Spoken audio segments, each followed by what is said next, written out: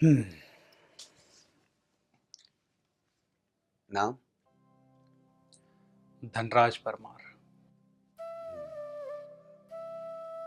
कहाँ से हो? सारे जहां से अच्छा, सारे जहां से खूबसूरत, सबसे प्यारा देश। हिंदुस्तान। जी। फौजी हो? जी। पुलवामा हमले में? जी। उम्र तो बहुत छोटी है तुम्हारी। जितनी आपने दी थी उतनी तो पूरी करके आया हूँ। फिर भी कितनी है? जी 18। मात्र 18? जी। इतनी छोटी सी उम्र। खैर, ये जितना जीवन जी करके आए हो, कुछ अनुभव तो रहा ही होगा। कुछ बताना चाहोगे? कुछ भी। कुछ खास नहीं, आपकी दुनिया का सबसे खूबसूरत देश, हम्म। जिस मिट्टी को हम भारत माँ कहते हैं, वहीं पला बढ़ा। गरीब परिवार का इकलौता लड़का था तो सारी जिम्मेदारियां मुझसे ही जुड़ी थी। बहन की शादी, माँ बाप के कर्ज, घर के खर्च, सब कुछ मुझे ही देखना था। अच्छा। बचपन पूरी गरीबी में बीता, पर जब समझ आया तो लगा कि इतना खूबसूरत है सब। क्या खूबसूरत था? देश प्रेम।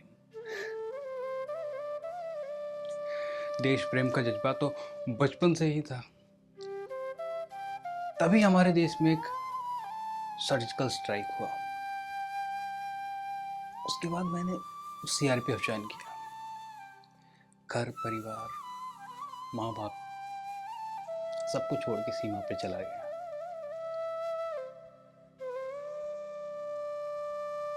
अफसोस सिर्फ एक बात का है,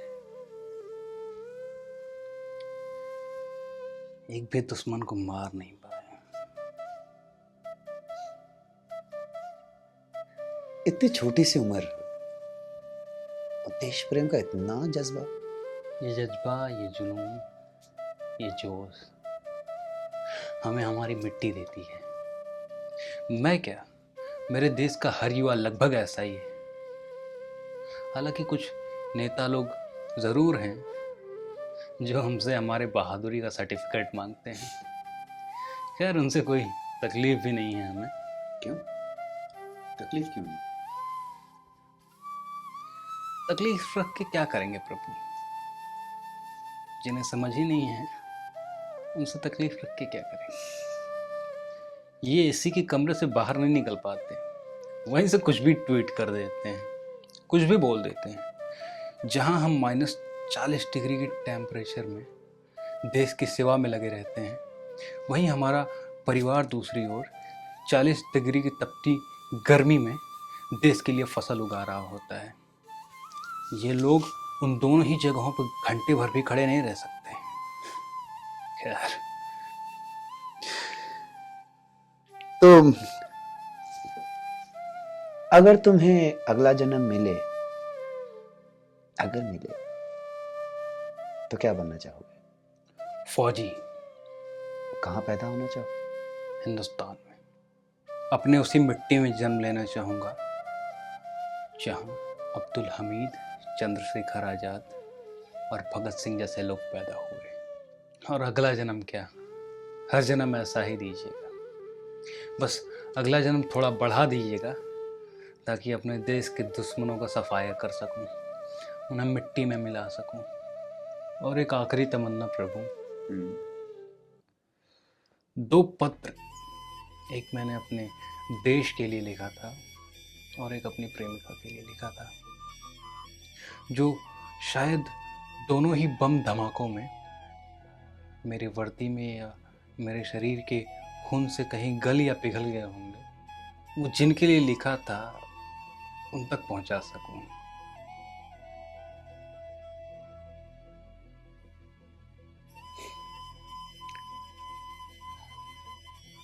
प्रभु, आप भी रोते हैं? नहीं रे,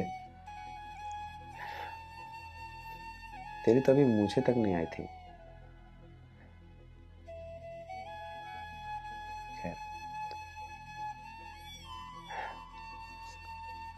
देश प्रेम हो या कोई और प्रेम, उसके लिए मूंछों का आना जरूरी है क्या प्रभु? धनराज परमार, तुम्हारे लिए हमने स्वर्ग चुना है। अब तुम जीवन मृत्यु से स्वतंत्र हो। कुछ कहना चाहोगे? ऐसा मत करिए प्रभु, मुझे स्वर्ग नहीं चाहिए। मेरे रक्त से सनकर मेरे देश की सीमाओं की मिट्टी आज बहुत उदास होगी महाराज।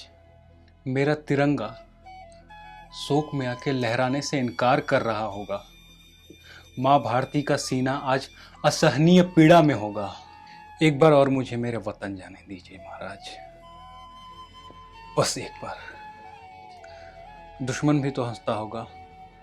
चाहता हूँ एक बार सीमा पर जाकर उसके वतन के लिए उसे भी शहीद कर दूं और अपने वतन के लिए एक बार फिर शहीद हो जाऊं। पर मत भूलो सीमा पर